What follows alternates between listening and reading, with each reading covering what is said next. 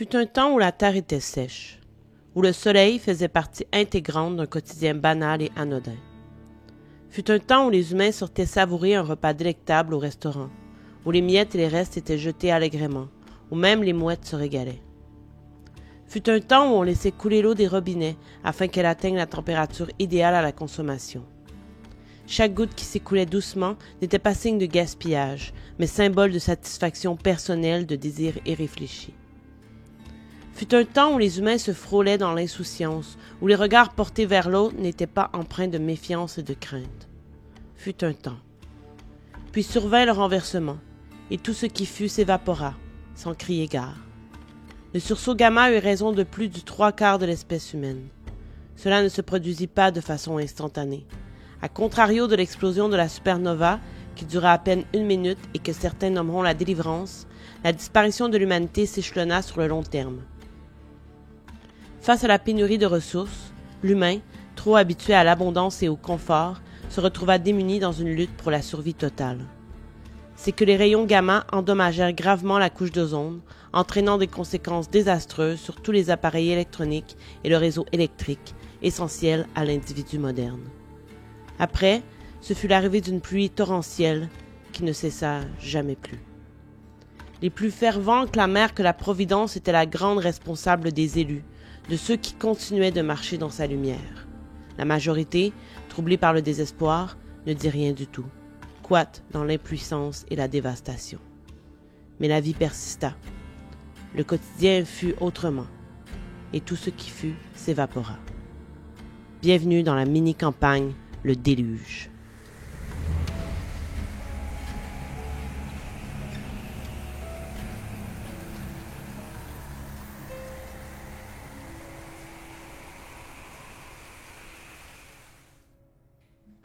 Bonjour, bonsoir et bienvenue dans cette nouvelle mini-campagne dans le jeu Shadow Dark. Mini-campagne qui s'appellera Le Déluge, nom assez général puisqu'elle englobera plusieurs chapitres.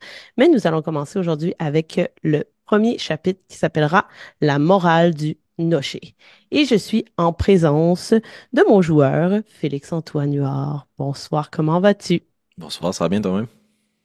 Ça va très bien. Un peu nerveuse puisque c'est la première fois que j'occupe le siège de DM avec un seul joueur. Mais comme je l'ai déjà mentionné haut et fort, moi, c'est ma façon préférée de jouer. Mais Bon. cette fois-ci, je suis de l'autre côté, donc on va voir si ça le demeure malgré tout. Ben, t'as bien fait de choisir quelqu'un qui parle beaucoup. Voilà, exact. Ça Je peut sais que t'aider. je serai jamais dans le silence ou dans le vide, donc j'ai Hmm. choisi de façon judicieuse. Et comme je le disais, on va jouer à Shadow Dark ce soir. Pour moi, c'est la première fois. Je crois que Félix aussi. Oui, tout à fait. Voilà, donc ça se peut que, bon, quelquefois, on s'enfarge un peu dans les règles. J'ai aussi un peu twisté le système dans certains raccoins, disons, puisque c'est beaucoup un jeu qui va mettre de l'avant la fantasy, et ça sera pas le cas pour nous ce soir, puisqu'on joue dans un univers post-apo très réaliste. Donc, tout ce qui est le bestiaire, disons que le trois quarts, je pouvais pas l'utiliser. Donc, il y a vraiment quelques petits trucs que j'ai adaptés pour que ça corresponde bien à ce que je voulais. Donc, ne soyez pas trop surpris si, à certains moments, vous trouvez que ça répond plus ou moins à ce que Shadowdark nous propose habituellement. Donc, voilà. Tu es prêt? Tout à fait. Plongeons. Allons-y. Tu te réveilles sous un ciel gris. Évidemment, il pleut. Encore.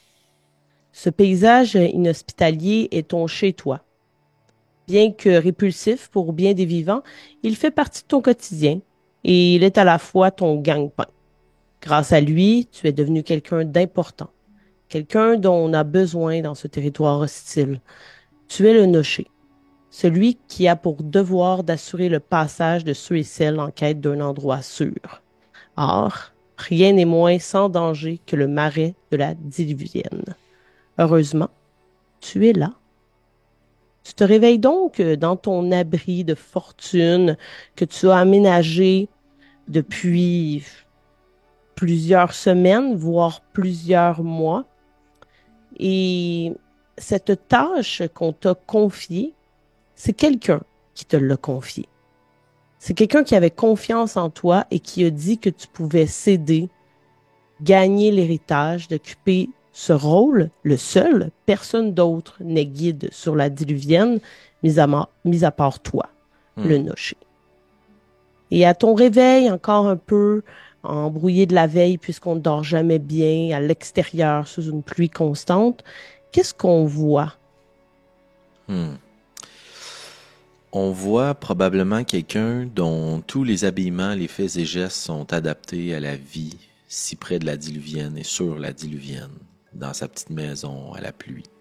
Probablement des vêtements cirés, pas du tout exposés, quoi que ce soit qui pourrait être mouillé, à l'exception d'une barbe, parce que ça éloigne les moustiques, puis ça réchauffe un peu quand les matins sont plus froids. Une barbe hirsute, un peu sale. La propreté et l'hygiène sont en second plan, l'utilité et la pratique ici. Tout est rafistiolé, avec à plus d'une reprise, manifestant ainsi le caractère du personnage et de la personne que l'on voit de être économe et aussi de développer des compétences et de l'ingéniosité pour réparer plutôt que de devoir remplacer. Moins on a besoin de choses et mieux on les entretient, moins on a besoin d'aller chercher des choses. Fait qu'en dépit de son travail, c'est pas tant ça là, qui le passionne, se déplacer. Il sait qu'il se met en danger. Il subit l'endroit. Les cheveux sont blonds, roux, un peu sales, qui tombent devant le visage et replacent une de ses grandes locks, dévoilant des yeux bruns, tristes, lourds.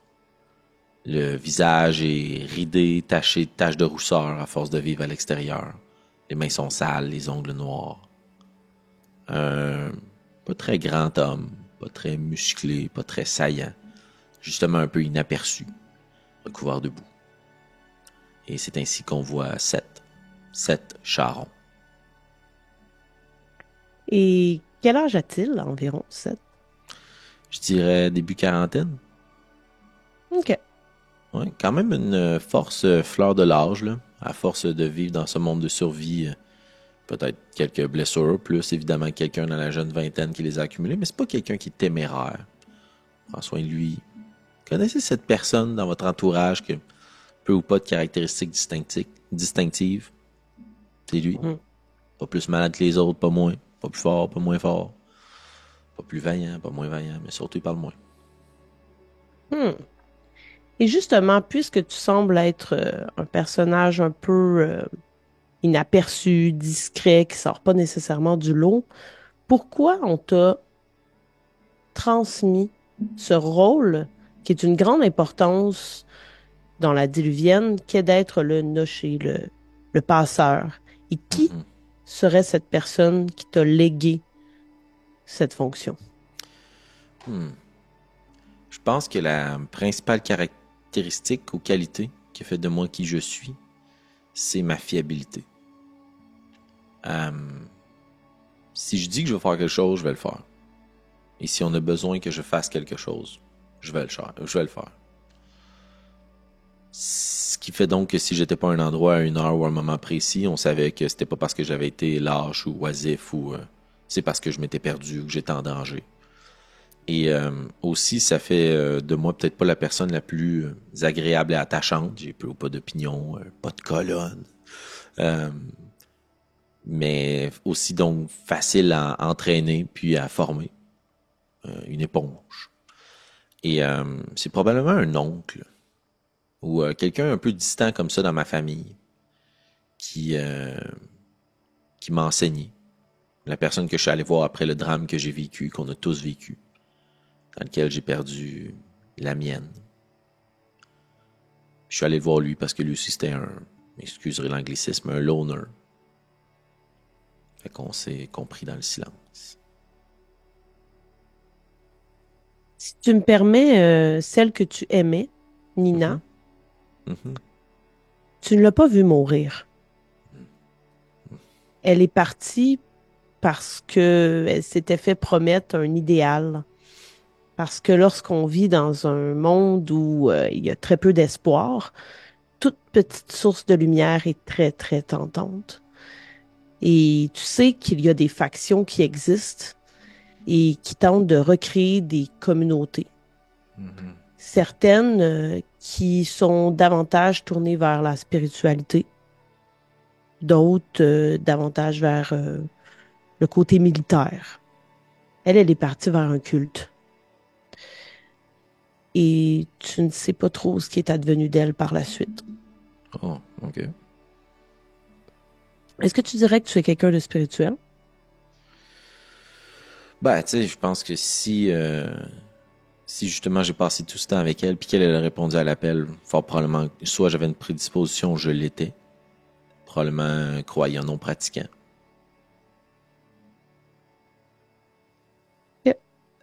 Tu sais de ce qu'elle t'a raconté, parce qu'elle a tenté de te convaincre de venir avec elle, que c'était très aliénant.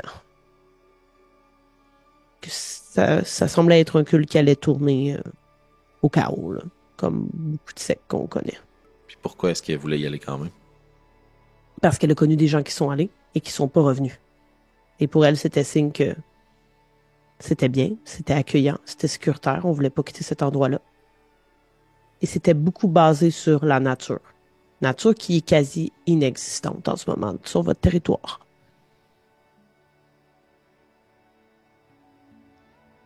Donc, l'un des aspects importants au niveau de la météo, c'est qu'il pleut constamment. Il n'y arrive pas une journée où il ne pleut pas. Et tu sais que c'est causé par le sursaut gamma. C'est un sursaut gamma qui a créé la fin du monde. Et c'est l'un des effets secondaires, mis à part évidemment la fin du fonctionnement de tout ce qui était électronique, électrique, et qui a causé la chute de l'humanité, puisque l'humain est dépendant de la technologie.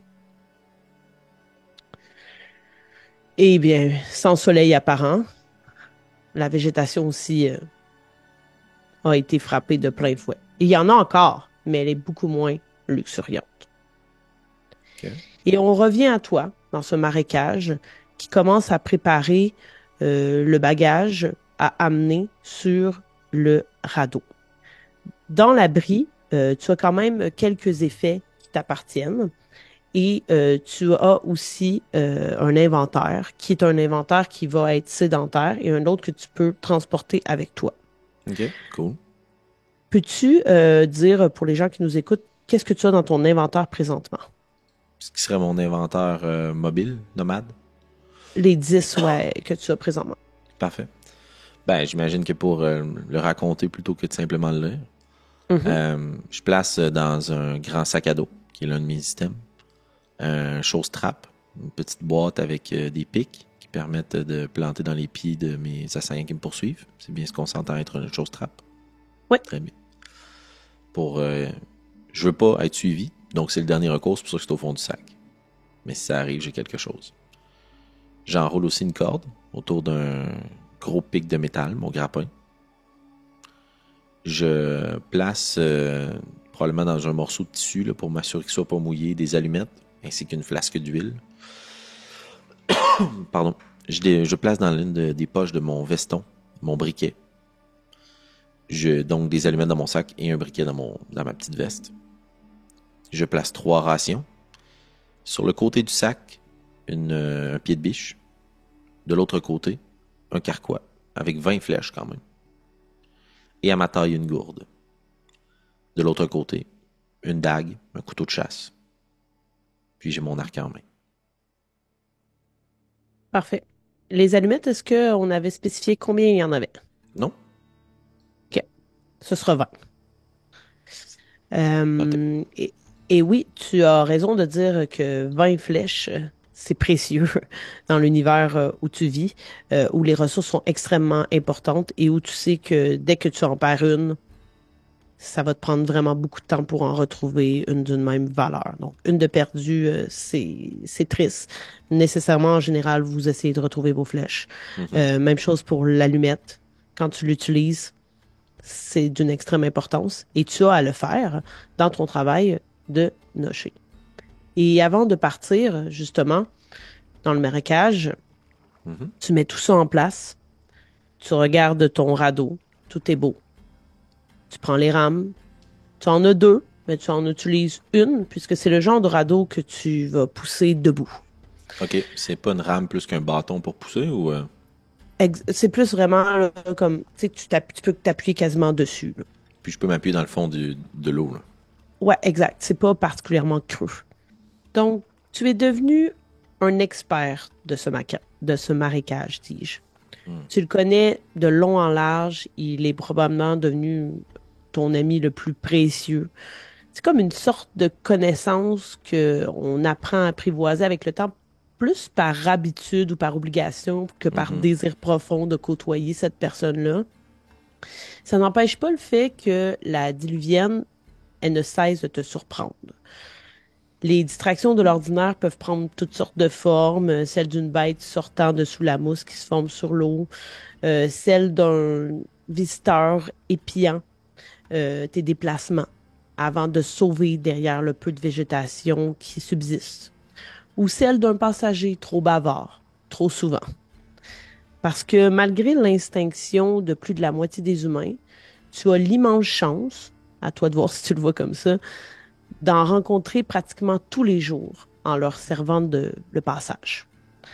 Ta tâche, par contre, ne s'arrête pas là. Pour assurer le voyage qui soit le plus sans embûches, tu dois d'abord éclairer le chemin. Il va y avoir 6 lanternes qui vont se dresser sur la traversée qui mène jusqu'au quai où tu dois faire monter les passagers de la journée. Cette première corvée matinale peut paraître banale, mais avec la pluie qui tombe de façon incessante, c'est pas chose aisée que d'allumer des feux. Petite description du marais.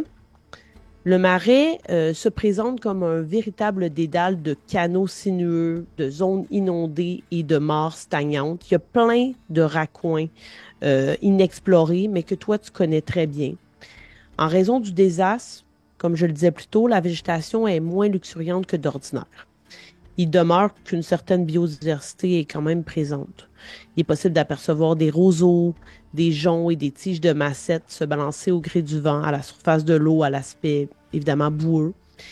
Il y a des troncs encore debout qui pendouillent avec des mèches de barbe de Jupiter, qui ont une apparence filamenteuse et qui servent parfois de camouflage ou qui peuvent également avoir certaines propriétés euh, curitatives. Le panorama aux nuances de vert et de brun s'offre à ton regard tous les jours. Dans ce monde d'après, le silence s'est installé en roi, mais en ce lieu, le croissement des amphibiens, le bruissement des essaims d'insectes, ainsi que le claquement de queue des alligators règne encore. Et tu le crains.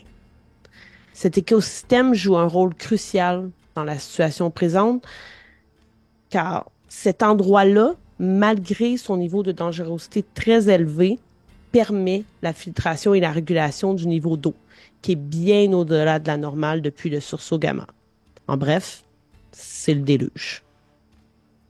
Et toi, tu dois circuler dans ce marais que tu connais bien, mais tout de même rester à l'affût de ce qui pourrait te surprendre aujourd'hui dans un parcours qui, somme toute, est assez banal.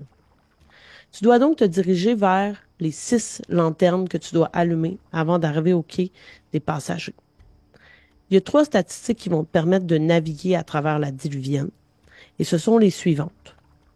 Tu vas utiliser un jet d'intelligence pour la direction, un jet de force pour déterminer la vitesse que tu veux avoir, et un jet de dextérité pour éviter les obstacles.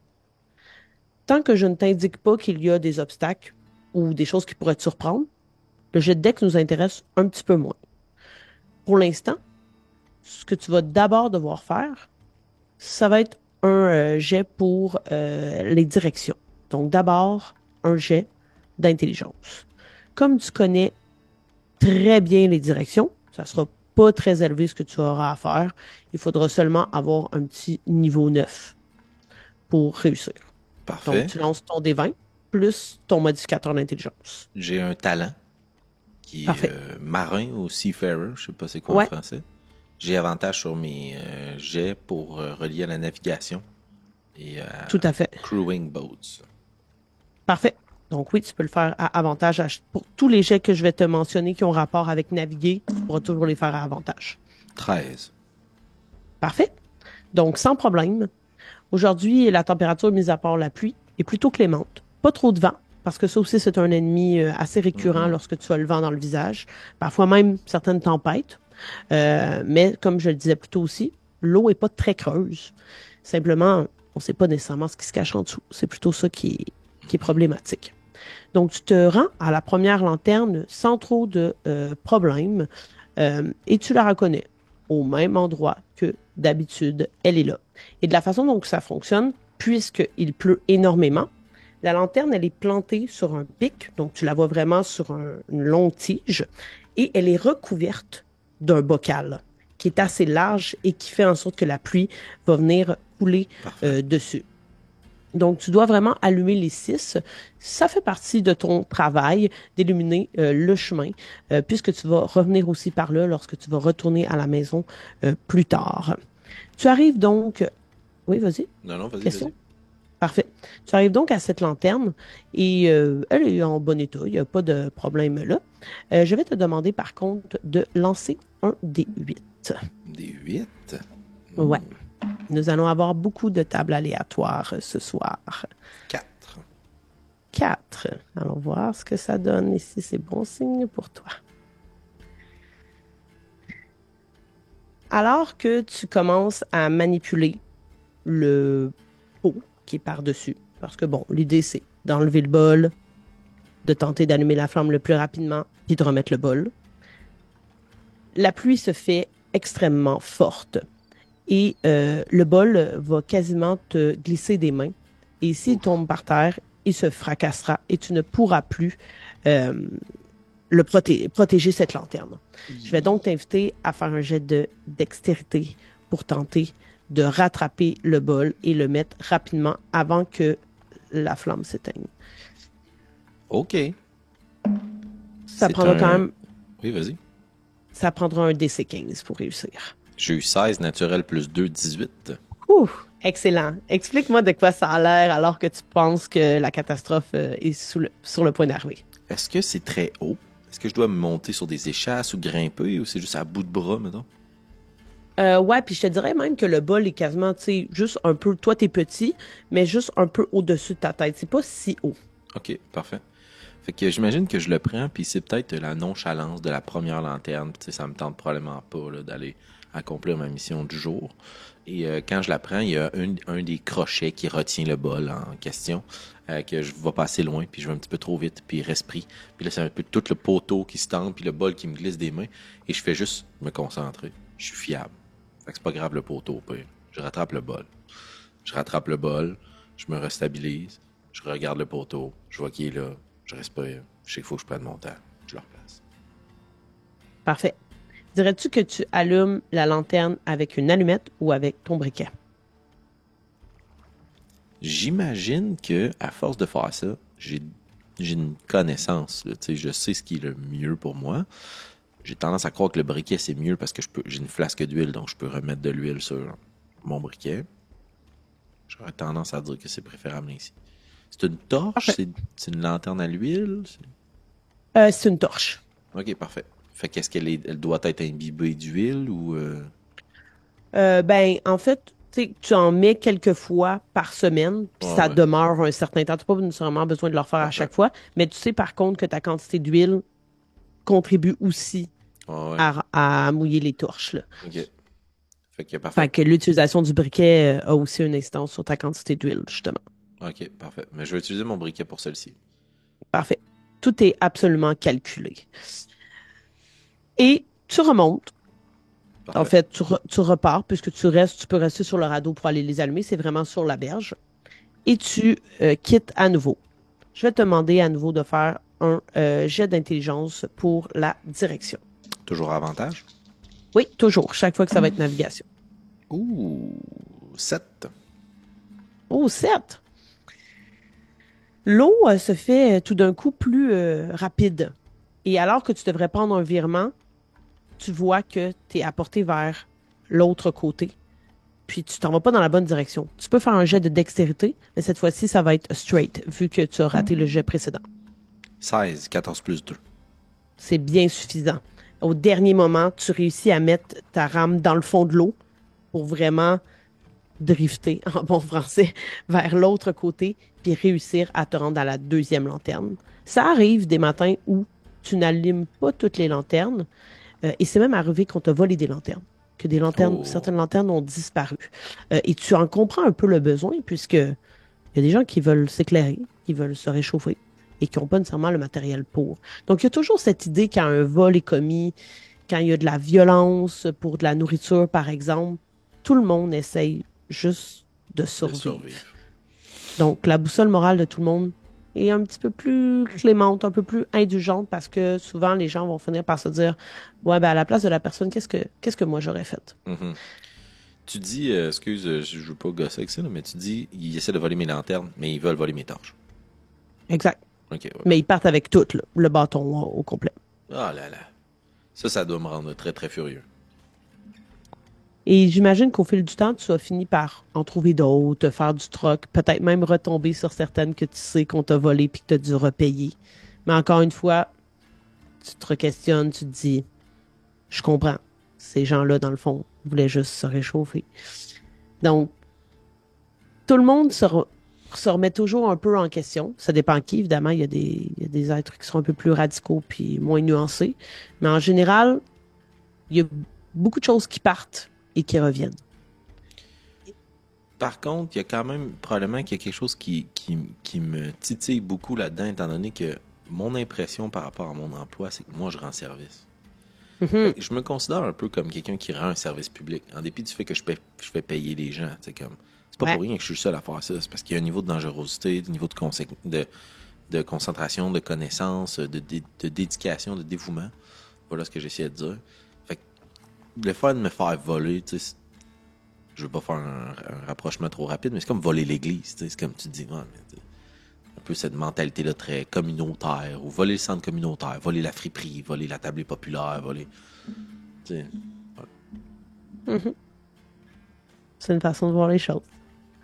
Et tu arrives à la deuxième lanterne. Tu es donc rendu déjà au premier tiers de ton trajet avant d'arriver au quai. Et encore une fois, je vais te demander de lancer un D8, s'il te plaît. 4 encore, je reroule, Oui, s'il te plaît. 2. 2. Tu lèves le bocal, que cette fois-ci tu tiens très bien. Tu utilises toujours ton briquet? Ben, j'inspecterai, puis s'il n'y a pas quoi que ce soit qui me force à croire que j'ai besoin de changer ma stratégie, oui. On va faire un jet de sagesse pour inspecter. Oh, c'est C'est ma quand force. même un 12. Oh, 15. Moins 2, 15? 17 moins 2, 15. Tu observes rapidement parce que nécessairement, plus tu laisses la torche sans le bocal, plus elle est imbibée d'eau. Et tu sembles voir qu'elle a l'air très imbibée d'huile, celle-là. En même temps, tu te dis, là, il pleut-tu? Est-ce que c'est plus parce qu'elle est mouillée par l'eau? Mais au premier regard, une fois que tu avais ôté le bocal, elle avait l'air d'être pas mal humide. OK. Ben, dans ce cas-là, probablement que je prendrai une allumette. Parce qu'elle a plus de chances de s'embraser, puisqu'elle est très huileuse. Excellent. Fait que je vais prendre l'une de mes 20 allumettes. Je vais me placer en dessous du bocal, au risque de peut-être me brûler un petit peu les mains, les doigts, pour être sûr de ne pas la gaspiller. Puis je vais craquer mon allumette. Tu craques l'allumette et la flamme, là, c'est très, très enflammé d'un coup. Ta manche se prend un peu en feu. Je vais te demander de faire un jet de dextérité. Ça va être 18. 12. Échec.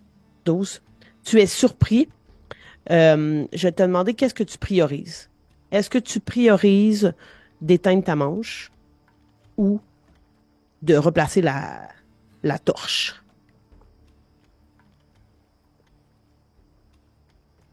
Je vais replacer la torche. Excellent choix, parce que sinon, elle tombait dans le marais et était inutilisable à partir de maintenant. Par contre, je vais te donner un point de dégâts au niveau d'une brûlure sur l'avant-bras. Puis probablement Tu que mon finis par- manteau est brûlé aussi. Ouais, exact. Tu finis par te tapoter, tu sais, je veux dire, t'es pas perdu 3 couches de peau, mais t'as une brûlure quand même à vif. Probablement que tu te dis, ce matin-là, OK, là, ça commence mal. Là, les 2 premières lanternes, tu sais, ça t'arrive là, d'avoir des mésaventures comme ça. Là, c'est un peu chiant à matin, mettons. Et aussi, petit savoir que j'ai donné à mon personnage, je suis extrêmement superstitieux. C'est donc pour moi Ah, une mauvaise journée. Mauvais OK. départ.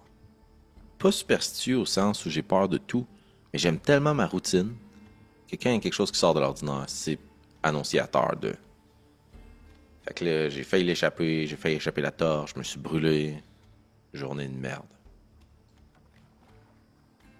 Et tu repars parce que t'en as pas fini. Puis tu fais une autre lanterne, on les fera pas tous, là, on a compris le principe. Et tu arrives à la 4e lanterne sur ton chemin. En arrivant à cette lanterne-là, je t'invite à faire un petit jet de sagesse encore une fois. Ma force, Ça va être 12. ça va être -1. J'ai roulé 1 naturel sur mon D20, j'ai -2. OK. Donc, tu remarques rien de particulier. La lanterne est là, le bocal est là. Tu vas t'adonner encore une fois à essayer de l'allumer. Je vais te demander de lancer un des 8. Je vais me concentrer. Je vais prendre mon temps. Je sais comment je suis capable de passer par-dessus des journées de merde, puis les signes annonciateurs d'une mauvaise journée. C'est de reprendre le contrôle. 7. 7. Tu remarques la même chose que précédemment. Elle semble avoir été, elle aussi, plus imbibée que les autres. Là, probablement que tu te dis, ben là, c'est moi la dernière fois qui était généreux sur le goulot de l'huile, ce qui n'est pas de ton habitude parce que tu sais à quel point la quantité est précieuse. Fait que je vais te demander de refaire un jet de perception, ben de sagesse plutôt, mais fais-le à avantage cette fois-ci, puisque là, il y a un indice qui te permet de douter d'autant plus. 15. 17 -2. Parfait. Fallait 12. Tu vois, en inspectant un peu plus, sans enlever le bocal, bien entendu, tu peux le voir là, sans enlever le bocal, qu'on dirait qu'on a essayé de décrocher cette torche-là. Elle est un petit peu ressortie de la terre. Quelqu'un est venu ici. Hmm. J'imagine qu'au moment où je prends conscience de ça, mon attitude change de tout au tout. Pas que je suis un extrême chasseur puis un pisteur, mais j'ai tellement peur que tous mes sens sont aux aguets. Puis je cherche à savoir si je suis épié ou si ce qui a tenté de trafiquer ma torche n'a pas réussi parce que je l'ai interrompu. Hmm. Donc, encore une fois, ça va être un jet de sagesse, malheureusement pour toi. Ah, La pas grave, perception, c'est pas grave, toujours même ça. si c'est pas bon. Tu peux le faire aussi à avantage, puisque tu sais qu'il y avait quelqu'un dans les parages. Puis peut-être même que tu vois des traces de bottes dans la boue, parce que c'est très difficile de les faire disparaître. 8. Vite. Malheureusement, tu guettes. Parmi le peu de végétation, il n'y a pas nécessairement beaucoup de cachettes non plus. Il ne semble pas y avoir présence ici, mis à part celle des animaux. Mais même là, ils se font assez discrets. Je suis tellement nerveux que je repars. Puis là, je réalise que non, tu sais, il fallait que je fasse ma job. Fait que je reviens sur mes pas, puis sur mon radeau. Et je vais me rendre jusqu'à la torche. Et là, si je sais qu'elle est encore plus imbibée d'huile, je vais être très prudent. Là. Peut-être que je vais... Tu dis que c'était comme un bocal qui est déposé par-dessus la torche. Puis si j'enlève complètement le bocal puis j'allume la torche, ça va brûler un moment, je pourrais remettre le bocal par-dessus ou c'est très risqué? C'est que la pluie qui tombe va probablement... Il faudrait que tu sois très rapide. Tu sais, si tu attends avant de remettre le bocal, il va se faire mouiller dessus. Non, je veux juste pas qu'il y ait une explosion, en fait. Est-ce que parmi tes choses, tu as dans ton sac, tu n'as pas quelque chose qui ressemblerait à un bout de tissu ou à quelque chose que tu pourrais enflammer et mettre sur la torche? Tu sais, question que tes mains soient pas... Ben non, j'ai un grappin, j'ai des choses trappes. OK. Lance un D6.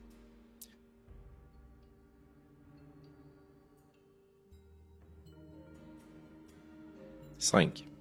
5. Il y a les mèches de barbe de Jupiter, desquelles je parlais tout à l'heure. Tu sais ce que c'est, cette plante? Non. Non? C'est Elle vraiment... apparaît ici à l'écran. oui, c'est ça. C'est vraiment super filamenteux. Puis c'est surtout dans des paysages plus d'hiver là, qu'on voit ça. Puis ça s'accroche aux branches puis ça pendouille. Et c'est facilement inflammable. Donc, tu pourrais essayer d'en récolter pour la mettre en feu à l'aide de ton allumette et juste la jeter sur la torche qui finalement se prendrait. Ben écoute, si je sais ça, c'est sûr que j'en avais Ah déjà. oui. Puis que j'y pensais pas au final. Mais c'est ce que j'aurais fait depuis ce matin. J'aurais toujours mis Parfait. un petit peu de laine de jus. Puis probablement que les bocaux sont noircis à un endroit, là. Parce que c'est toujours là que je la redépose un peu à l'intérieur. Puis ça me permet de juste l'allumer de loin avec mon briquet en dessous ou une allumette, puis ça flambe tout de suite, là. Je vais te demander quand même de faire un jet de dextérité. Ben oui, assurément. Ça va être 12 par contre, puisque tu utilises... C'est un échec. plante. J'ai un 1, non naturel. 3 moins 2. Oh Non, là là. dextérité 5, pardon. Malgré tout, tu la déposes, puis cette manche qui a brûlé plus tôt, elle est comme, tu sais, quand quelque chose, un noirci. tissu brûle, ça devient noirci puis un peu dur, se prend dans la mèche de barbe. Oh. Et encore une fois, le feu se prend après ta manche. Je vais te demander de faire un jet de dextérité. À nouveau. 18, 16 plus 2. Parfait, il fallait 15. Tu réussis à l'enlever rapidement, à l'éteindre sans te faire mal. La torche est bien allumée. Ta manche, par contre, là, on commence à bien voir ton avant-bras. Ça va être froid, là. Comme, tu as perdu une couche de vêtements. Il fait pas particulièrement froid. Tu sais, vois un peu comme un mois d'avril, mettons, au Québec. Mais il pleut tout le temps. Fait que tes vêtements en dessous de ton manteau vont être mouillés. Tu as allumé, donc on était rendu à la 4e torche. Oui. Tu repars. Peut-être que tu observes encore une fois des pas dans la boue qui ont l'air de suivre la direction que tu prends. Donc, ils n'ont pas l'air de venir d'où tu venais. Ils ont l'air d'aller vers où tu vas. Et après un certain temps, tu les perds parce que tu t'éloignes de la berge pour aller à la 5e lanterne que tu allumes sans problème. Et tu arrives finalement à la 6e, celle qui t'attend avant le quai et les passagers. Mais si j'ai vu des pas de quelqu'un qui se rendait dans cette direction-là, puis que j'ai vu que mes torches ont été rafistiolées ou trafiquées plutôt, je vais être très aux aguets. Puis je risque de probablement attendre un petit peu avant de m'y rendre. Puis concernant ma manche, probablement, tu sais, comme pour refléter le caractère que je disais au début de mon personnage, de comme inventif, créatif, qui rafistiole toujours ses trucs, j'essaierais de trouver des roseaux, des branches ou autres pour juste au moins attacher mon avant-bras, attacher la manche pour qu'elle soit serrée. Ça me dérange pas que ça soit froid, ça me dérange pas que ça soit brisé, mais je veux être sûr que ça mouille pas en dessous. OK, parfait.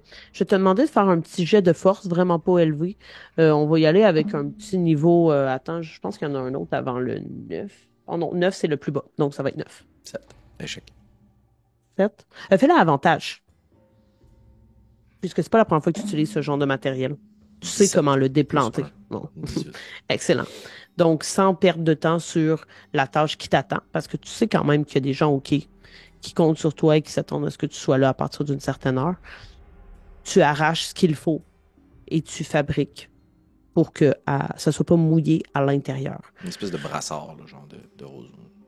Exact. Peut-être même que tu viens justement mettre de la mèche de barbe de Jupiter sur ta plaie. Parce que là, tu fais quand même de la pression dessus, donc pour pas que ça te fasse mal ou ça a brûlé, au moins tu as quelque chose qui est apaisant un petit peu. Qui fait un peu à l'image de ce que ferait un pansement, finalement.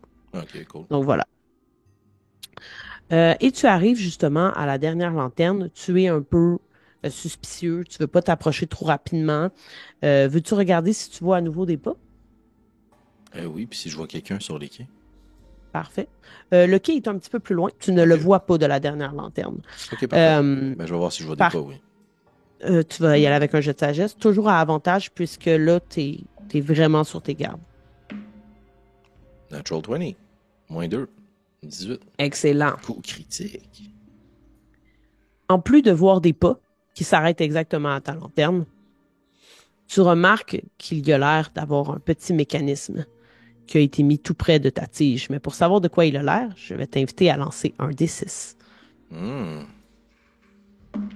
2. 2. Quand tu t'approches, tout à l'heure on parlait de petits crochets qui retiennent le bocal, eh bien tu vois qu'on a mis des sortes de petites fuses, en bon français. Des fusibles. Voilà, sur 4 des crochets. et que il y a un petit filament jaune, gazeux à l'intérieur. Et tu comprends que quelqu'un qui n'aurait pas été aux aguets et qui aurait décroché le bocal aurait reçu une fumée directement au visage. Qu'est-ce que tu veux tenter de faire? Est-ce que tu veux tenter de comprendre le mécanisme pour tenter de le désamorcer ou tu te dis, tant pis, celle-ci, je n'y touche pas, puis elle va rester où elle est, puis je l'allume pas aujourd'hui? C'est sûr que je veux faire l'arroseur arrosé. Fait que je veux réutiliser ce que la personne a mis là contre elle. On découvre une partie noire de mon âme, la vengeance. Fait que je prendrais mon temps, à défaut de faire attendre les gens sur le quai. Il y a danger. Okay. Tant qu'ils sont pas sous ma responsabilité, c'est pas ma responsabilité. Fait que là, c'est mon travail qui est en travail. Puis, tu sais, selon moi, ça t'est jamais arrivé qu'on tente de te poser un piège dans tes lanternes. T'as les volés, c'est une chose. Là, t'as quand même rencontré 2 lanternes qui étaient plus imbibées d'huile qu'à l'habitude. Tu te doutes bien que c'est pas toi qui avait été pas à son affaire. Mais que quelqu'un a volontairement voulu que tu te brûles. Et là, clairement, quelqu'un a volontairement voulu t'empoisonner. Parce qu'il n'y a qu'une seule personne qui allume ses lanternes. Donc, c'est visé, c'est ciblé. Selon toi, pourquoi? Qu'est-ce qui te viendrait à l'esprit? Qui pourrait te voir comme un ennemi? Quelqu'un qui veut m'empêcher de faire passer quelqu'un. Je pense pas que c'est, tu sais, dans la logique de comme survie, je pense pas que c'est moi qui est visé. Je pense que c'est ma fonction. On veut m'empêcher d'accomplir mon travail. Donc, par conséquent, je pense que c'est quelqu'un qui veut empêcher quelqu'un de passer. Ou je vais peut-être être suspicieux en fonction de qui je dois faire passer. Parce que peut-être que cette personne-là aussi veut tirer avantage de moi ou il y a un autre dessin qui m'échappe. J'ai quand même moins 2 de wisdom. Là. Fait que... OK. Donc, tu veux prendre plus de temps pour tenter d'inspecter le mécanisme pour le désactiver et l'utiliser à ton avantage? Oui, tout à fait. C'est ce que j'ai compris. Tu voudrais le décrocher de là ou le laisser là en espérant que la personne revienne? C'est quoi ta logique? Le décrocher? Ouais, je voudrais reprendre les petits fusibles pour m'en faire une bombe ou je ne sais trop.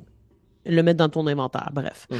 Donc, je vais d'abord te demander un jet d'intelligence pour essayer de comprendre le mécanisme derrière ça. C'est pas trop compliqué, mais ça va quand même prendre un petit 12. 7. Échec. 7.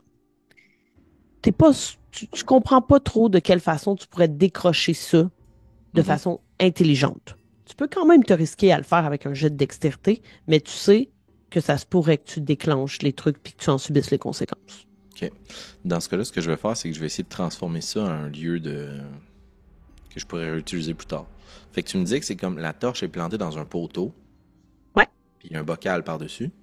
Exact. Est-ce qu'il y a une façon pour moi de, comme, je sais pas, dévisser un petit peu une vis ou un écrou, de sorte qu'après ça pourrait tomber si je le retire, ou tu sais... Tu comprends? J'essaie de transformer ça en un piège que la personne qui l'a installé pourrait se faire prendre autrement. OK, que genre la tige soit un peu bancale, mettons? Ouais, c'est ça, exact. Ou que le poteau lui tombe sur la tête, ou que... Ouais, tu pourrais essayer de, justement, peut-être dévisser un peu pour que ça soit chambranlant. C'est ça l'idée. Ouais, parfait. Tu le feras avec ton couteau de chasse pour essayer de dévisser parce que tu n'as pas de tournevis ou quoi que ce soit. Tu peux le faire en un jet de dextérité. 18 plus 2, 20. Parfait. J'allais te dire c'est 12, puis je te donnais pas avantage, mais je te mettais un niveau bas. Tu réussis à le faire. Tu sais par contre que toi-même, si tu veux aller rallumer cette lanterne-là, éventuellement, ça va te poser problème. Oui, tout à fait. Mais je la laisse éteindre. Parfait. Excellent. Et tu pars en te posant toutes les questions sur pourquoi quelqu'un te pose autant de problèmes. Et juste avant d'arriver au quai, tu vois, sur le côté, près d'un arbre, un cadavre. Et ça aussi, ça fait partie de ta tâche de les ramasser, de relever les morts. Et l'endroit, tu fais toujours le même trajet. Hein? Les passagers, tu les amènes toujours au même endroit. Une sorte de communauté. t'en connais pas trop sur cette communauté-là. Ça a l'air, encore une fois, d'une communauté un peu spirituelle. La plupart des passagers les appellent les druides de la diluvienne. Ce sont des gens qui vénèrent la nature. Tu les as déjà vus. Ils ont un look de gens qui habitent dans les bois et qui ont des vêtements faits par les bois. Mhm. Puis les cadavres, c'est à eux que tu les ramènes. Eux, ils les enterrent. Puis là, il y en a Ah, un. puis j'ai-tu la certitude de ça, madame? Tu les as jamais vus les enterrer. Mais il y a Ok.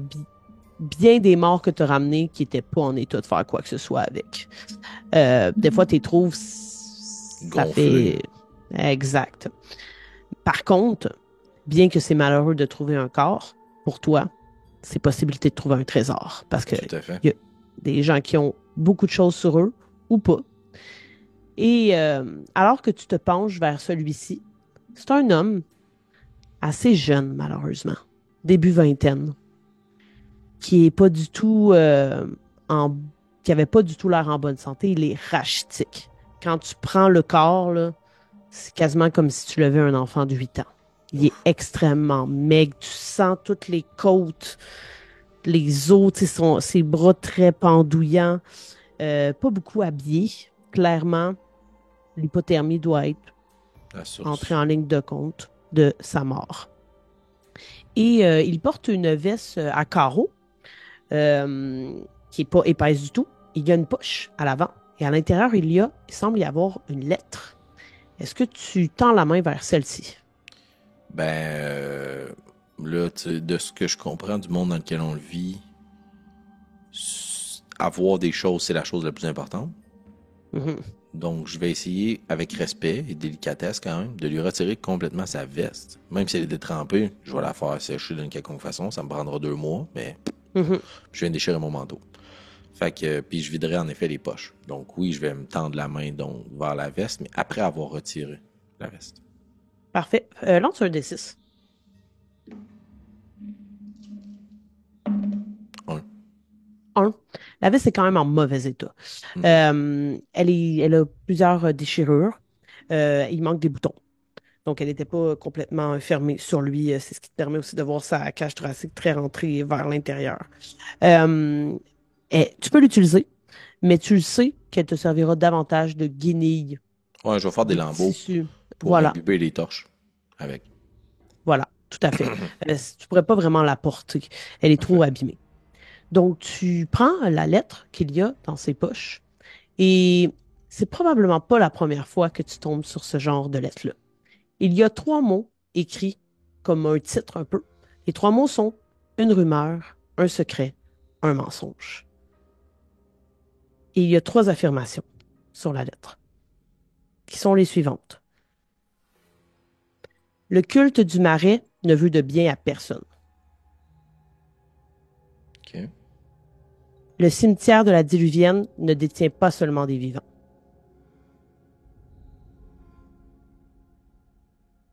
Et troisième Cimetière de affirmation, la Diluvienne. ouais, Ça, c'est ce que je sais qui serait l'endroit où je vais porter les cadavres.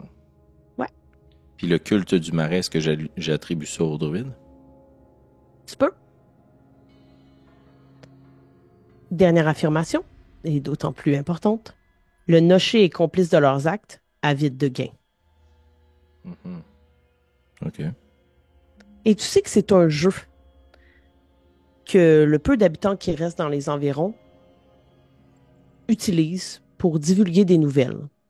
Mais parmi ces affirmations, une rumeur, un secret, un mensonge. OK. Est-ce que c'est à moi de déterminer si je suis complice?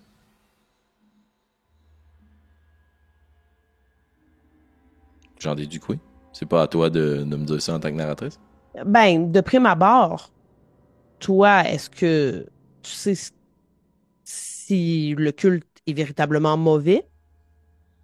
Tu Non. sais, je veux dire, t'as pas, tu fais des affaires avec eux dans le sens où tu ramènes les OK. morts. Je comprends. Ben dans ce cas-là, pour le reste de mon trajet, une fois que je vais avoir vidé l'entièreté de ses poches, regarder si ses Oui. bottes me font, puis tu sais, je prends tout, là. Les lacets, je Mhm. coupe les boutons, les œillets. Fait que. Puis tu sais, j'imagine qu'à ce moment-là, lui, je veux aussi le ramener au druide. Ouais.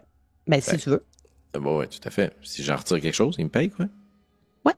Ah, ben oui, c'est Mais sûr que... il te paye pas avec de l'argent, là, par contre. Non, non, mais il y a des choses bien plus intéressantes que de l'argent, c'est actuellement dans le monde. Une batterie, c'est le comble du bonheur. Ils te paieront pas avec ça.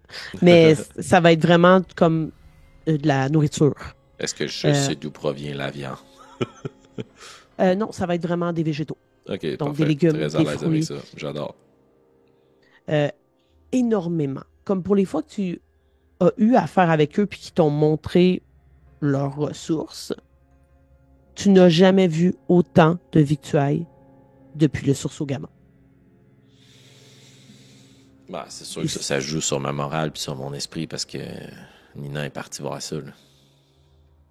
En même temps, toi, tu conduis les gens là. Fait que tu les conduis vers une communauté qui a l'air prospère. Ouais, puis après ça, ils en font ce qu'ils veulent. Est-ce que lui, je l'ai déjà croisé, le gars qui est mort? Lance un des 10.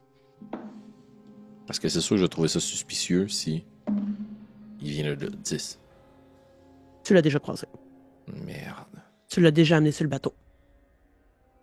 Puis, fais un jet d'intel. 12 pour réussir. 15. Ça fait pas si longtemps. Tu En te dis, plus. ça doit être dans le dernier mois. Ça doit être dans le mois de mars. Puis rachitique, il a pas mangé. Quand tu l'as transporté sur le bateau, le jet d'intel, c'était pour voir si tu te rappelais.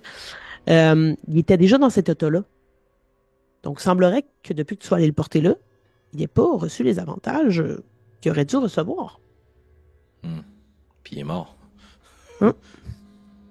Pas trop loin Ostracisé, du ouais. quai. Puis, tu sais que, puisque tu le fais tout le temps, c'est pas toujours le cas, mais il y a des fois où tu arrives à la berge qui mène vers la colonie des druides, qu'il y en a qui attendent sur la berge, les nouveaux venus. Des fois, ça arrive que non, mais il y a des fois où ils sont là. Et ils ont avec eux, justement, sacs de victuailles à distribuer dès que les gens débarquent. Fait que c'est étrange que quelqu'un qui a été mené à eux, qui aurait dû être accueilli Nourri. se retrouve dans ces conditions-là. Ok. Ben dans ce cas-là, si tu me permets, je vais lui enlever tout ce qu'il possède. Puis je vais prendre le temps de trouver quelque chose de lourd autour de moi, peut-être une pierre ou autre, là. Ou un bosquet. Puis avec mon bâton, je vais essayer de le placer en dessous de l'eau. OK, Je vais parfait, lui donner un autre repos que celui du cimetière. parfait. Je vais te demander de faire un jet de force pour lever une pierre assez lourde pour le faire caler. 17, 16 plus 1. Excellent, sans problème. Tu lui enlèves tout. Il n'y a pas grand-chose. On pourra faire un petit jet pour savoir si tu trouves quelque chose de particulier. Mais mis à part ses bottes, qui sont quand même précieuses, lance un des 6 pour savoir dans quel état elles sont. 1. Je t'ai perdu. Ah J'ai oui, pas entendu le résultat. 1. 1. Pas très bon état. Tu pourrais quand même les porter, mais elles sont un peu fendouillées. C'est Elles correct. sont Moi, pas doublées. c'est les semelles qui m'intéressent. Le Parfait. reste, je fais toujours de la scrap pour mes torches. Les lacets, ça peut être utile aussi, Exact, c'est comme on ça. disait tantôt. Il y a un pantalon qui est un pantalon de base un peu cargo militaire, qui est quand même en bon état, lui, par contre.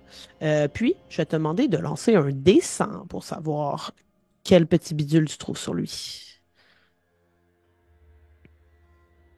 71. 71. Tu trouves quelque chose d'assez magnifique. Et peut-être que ça te fait te questionner sur, ben, si il fonctionne par troc, les druides, comment ça, il y a encore ça sur lui?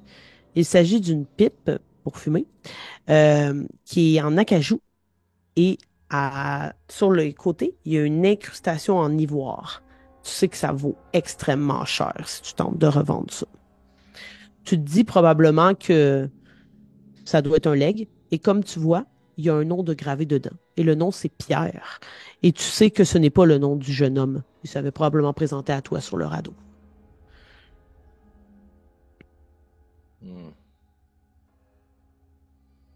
Je me fais un scénario dans ma tête, j'ai rien que ça à faire, je suis tout seul. Mhm. Ça, c'était pas quelque chose qu'il voulait échanger. Pour lui, ça vaut plus cher que ce que ça peut être. Fait que comme il a pas voulu tout mettre en commun, il a été rejeté, il a pas pu se nourrir, puis il est mort. Fait que là, le secret, le mensonge et la rumeur. La rumeur, c'est qu'il y a des choses qui sont pas vivantes dans le cimetière.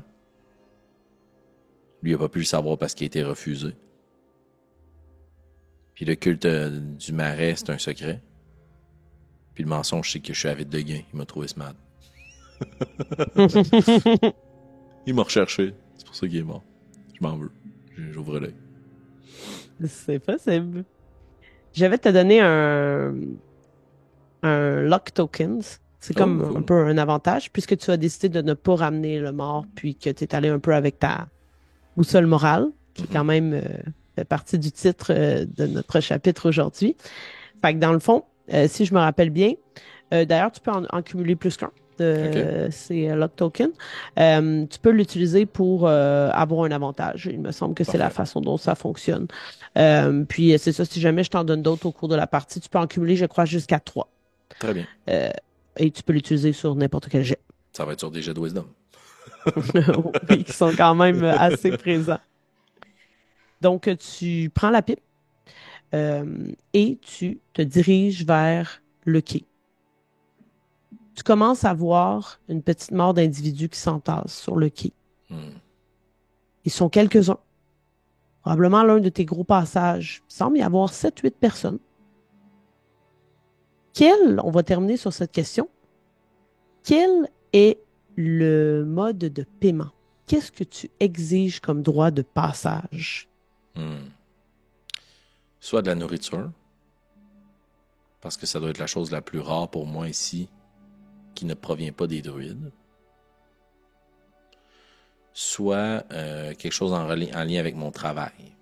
Donc, des clous pour réparer mon radeau, du bois de qualité, de l'huile, des torches, ou tout autre objet. Mais ça nécessite discussion et conversation. Parfait. En plus de ça, tu demandes, et ça c'est ton oncle qui t'a dit que c'était une obligation, de pouvoir prouver l'identité des gens qui prennent le bateau. Donc, c'est un peu difficile parce qu'il y a plusieurs personnes qui n'ont plus de pièces d'identité. Mais il y en a qui ont encore, par exemple, les bracelets identifiants. Quand tu avais le diabète, ben, il y a ton nom dessus avec. Donc, il te faut une pièce. Puis les gens qui arrivent au quai savent qu'ils ont besoin de ça pour prouver, pour avoir droit de passage, finalement, pour prouver qui ils sont. Fait qu'en plus d'un passage payant au niveau financier, disons pour toi, il y a aussi cette demande qui est faite. Et tu t'approches d'eux. Vas-y. Sûrement que dans ce cas-là, dans mon kit sédentaire, je sais pas à quel point c'est rare, mais j'aurais probablement de quoi écrire. Ouais, peut-être que tu t'es fabriqué un genre de petit cahier, peut-être tu sais, avec des Des écorces de galets. boulot, Non, mais des galets avec de l'argile. Puis C'est possible, ouais. je fais des briques, dans le fond, avec les noms des gens. Ça te va-tu, ça? Oui, ça me va. Un peu de boue, j'essaie de faire sécher, proche de mon feu. C'est les noms des gens qui sont passés. Fait que, tu sais, c'est full mal écrit, parce que je dois pas bien écrire, moi. Hmm. Et c'est peut-être ça aussi qui t'a ramené à ce jeune homme de 20 ans. Mhm. Comment il s'appelait son toi? Isaac. Puis, alors que tu repenses à son cadavre que tu as laissé dans l'eau, te revient à l'esprit cette brique sur laquelle tu avais marqué Isaac. Un que tu pensais avoir amené à bon port. Mm. Et tes yeux se lèvent vers les 7-8 personnes, dont tes enfants, qui t'attendent et qui espèrent aussi une certaine libération de ta part. Et on va arrêter la première partie Hey, sur cela. très cool. Merci, Voilà. Bianca. Merci à toi. J'espère que vous avez apprécié. La suite, la semaine prochaine, on verra qui seront ces fameux passagers et où est-ce que notre Noché 7 les amènera. Mm. À la prochaine. Ciao. Bye tout le monde.